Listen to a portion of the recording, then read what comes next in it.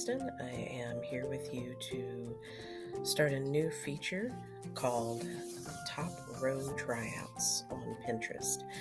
I'm an author and publisher, and I use Pinterest to promote things and to look up information, and sometimes just to calm myself down or entertain myself. And I thought about all of the times when I have gone to Pinterest and I have looked up a certain term, and I've gone in and taken the time to check out the pin and it leads nowhere, or maybe I've stumbled upon something that I didn't think was going to be any good and it ended up being one of the best resources that I ever found.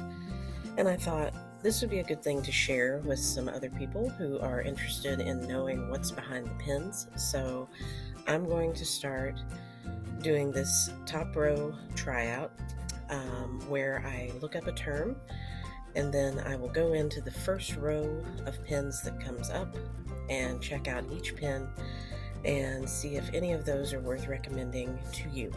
So for today's topic, I'm going to look up book promotion, because that is a topic that is near and dear to my heart. I own Higher Ground Books and Media. We're a Christian publisher based in Springfield, Ohio.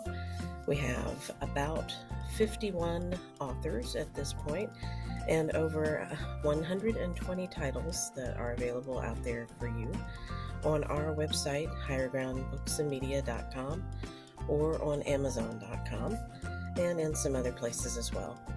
So I frequently create pins so that you can see the types of books that we put out there. But one thing that I use quite a lot are the tips that you find on book marketing and book promotion here in Pinterest. So let's see what the first pin has to offer. We're going to go and we're going to click on this, and it says how to promote your book on Instagram like a pro. Looks interesting if you are someone who uses Instagram quite a bit as part of your marketing platform. Let's see where this leads. Very short description, so we really don't know. We don't know what we're looking at until we go to the link. I do wish sometimes that they would include more information in the pin detail. So, okay, this looks like a blog post on how to promote your book on Instagram. Just going to scroll through really quickly. One thing I don't like is if I go to a site and there are more pop-ups than there are pieces of information that I can use, I tend to right back out of that. Lots of pop-ups here, little videos and things like that. Partly because I don't like these, partly because my computer doesn't like them and it tends to black out or freeze up if I have a lot of those things come up. So let's see, some good tips. There might be some good information here if you want to go over and read this. If you can clear out the pop-ups, looks like there's a few things. So that one's okay. Let's see, how can we get back to where we were? Let's see here.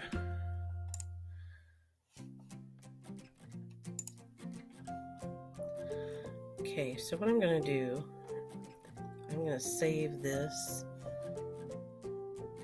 when I go back. There it is. Well, now I've lost it. Okay. Nothing like a few technical difficulties when you're trying to do a video. Okay. So I'm going to save this one to book marketing, and then I'm going to go on to the next one here. See what this one has to offer. 6 best blogging platforms to make money, paid and free sites. Okay. Information. There is information. few ads, but nothing really intrusive. Looks like decent information, so it would be worth a read. Maybe check out the links and all that. What I like to see, this information here, when I go to one of these pens and I read through and there is a recommendation such as this one, and I do use Wix for my website, so it's interesting to see. I like to see a little bit of a description, the pros and cons, the price. It's great that they added the price there. And then their bottom line on that is also appreciated. So I do enjoy the way that this is laid out. This is a good article. So I'm going to save that one and go back to that. So I'm going to go here to book marketing, and I'm going to save that. So those two are potentially useful. Excuse me. And now we're at how to market a book. So, and I think I have seen some of the work from this particular person before. So I'm going to visit this website. Close out of that one. And let's see how this loads. Actually, I guess I have to accept cookies before it will let me go. Okay, I have to scroll now. And this is a blog.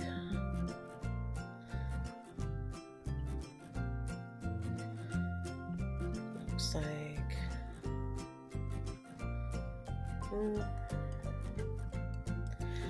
not a whole lot there, so I'm not going to save that one because it doesn't look like that will add any value to what I already know. So I'm going to skip that one. I'm going to go over here to this book promotion for the self-published author. Let's see what she has to say.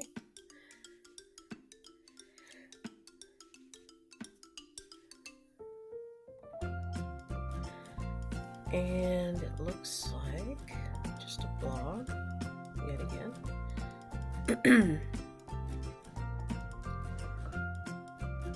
While we're scrolling, if you have ideas for other topics that you would like to see me go through this top shelf process with, I am open to suggestions. For now, I'm going to do mostly writing and book marketing and things like that, but I do have other interests that I'm willing to go in and take a look at some things.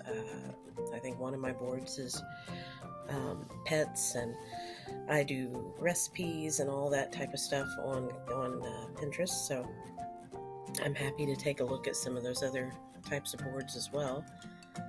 And I'm gonna try to do this on a fairly regular basis so that we have a few of these to look at every week. Just depends on how often I have the free time to get in here and do this. This looks like there's some good information here, so I'll probably go back to this and just see if there are things that I want to try out. That's the good thing about Pinterest, is you can go in and you can look for things and you can save them to your board of choice and then go back and look at them when you have time to actually attack those things. So that one was one that I am okay with putting on my list. And then the last one in this row, 71 ways to promote and market your book. Let's see what they have to say. Takes us to another website.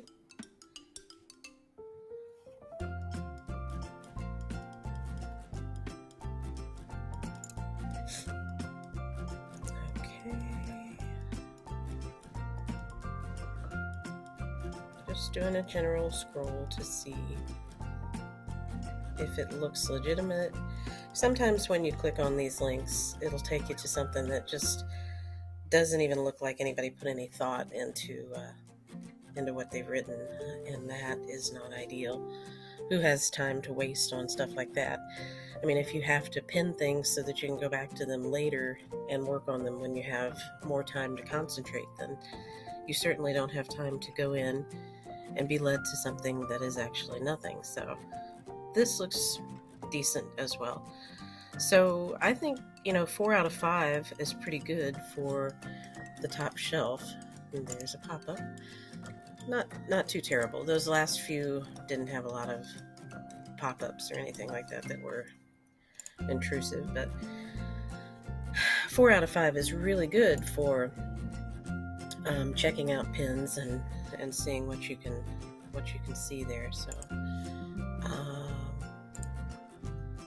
ended up with a lot of good resources out of that. So that's how I'm going to do it. I'm going to go in and I'm going to look up a topic.